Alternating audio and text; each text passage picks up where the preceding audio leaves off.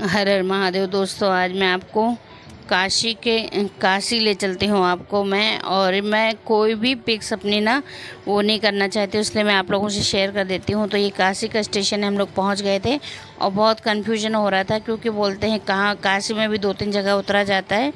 तो फिर इसलिए हम लोग सब स्टेशन पर बैठ गए। तो मेरे हस्बैंड पता करने चले गए थे नीचे कि हम लोगों को कहाँ से कैसे जाना है।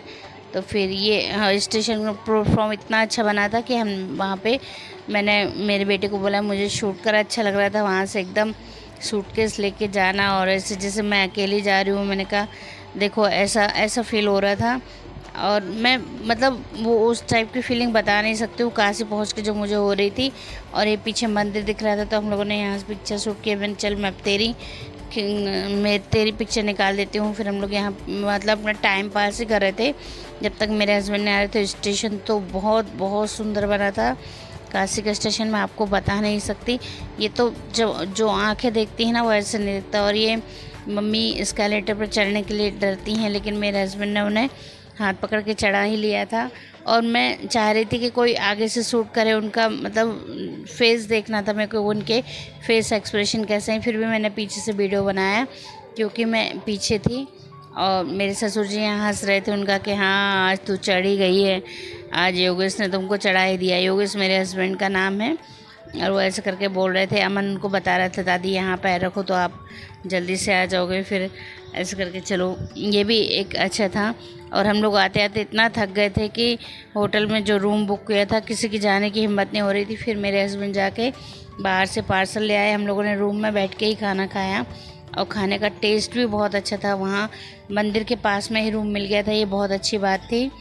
और ज़्यादा कॉस्टली भी नहीं था। मैं होटल गेस्ट हाउस का नाम तो नहीं आपको बता सकती हूँ, मुझे याद नहीं। लेकिन फिर उसके बाद खाना वाना खाने के बाद मेरा मन किया नहीं, जब यहाँ तक आए तो थोड़ा सा घूमना चाहिए। अमन ने बताया, मेरा बेटा पहले से जाके आया था तो उसने बताया यहीं पास में ही जगह जहाँ गंगा आरती होती है वहाँ घाट पास में ही। तो मैंने कहा चलो घूम के आएंगे। तो मैं, दीदी और अमन तीनों जन उस घाट तक पहुँच गए। वहाँ बहुत अच्छा लग रहा था। तब भी रात के 11:30 बजे थे, लेकिन बहुत लोग थे वहाँ और घूम रहे थे।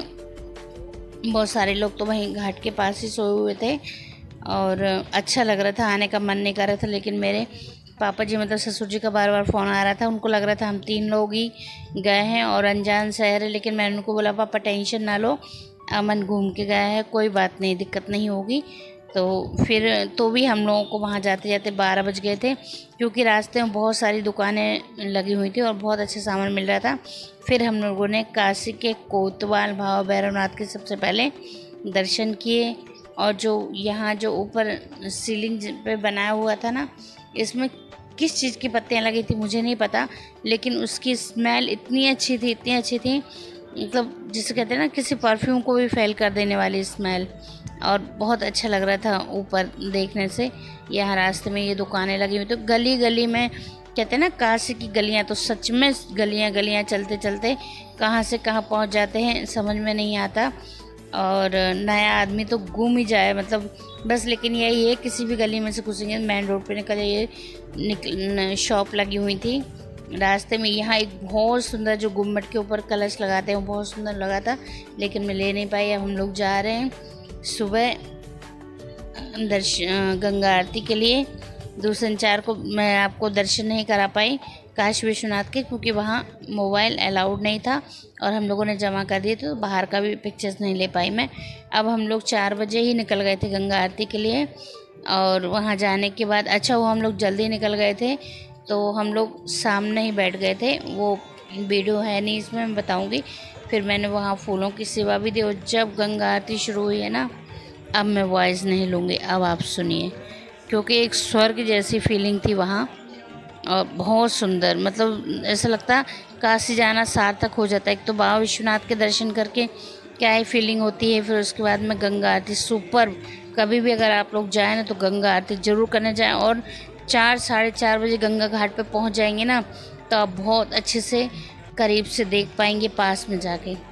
बहुत अच्छा, सुनिए।